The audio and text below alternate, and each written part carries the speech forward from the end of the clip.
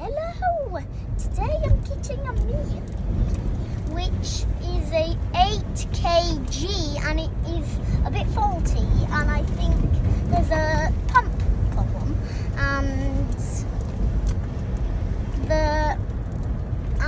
I'll do the model number and the serial number in a minute, and it is a 1400 RPM. I don't know what RPM is.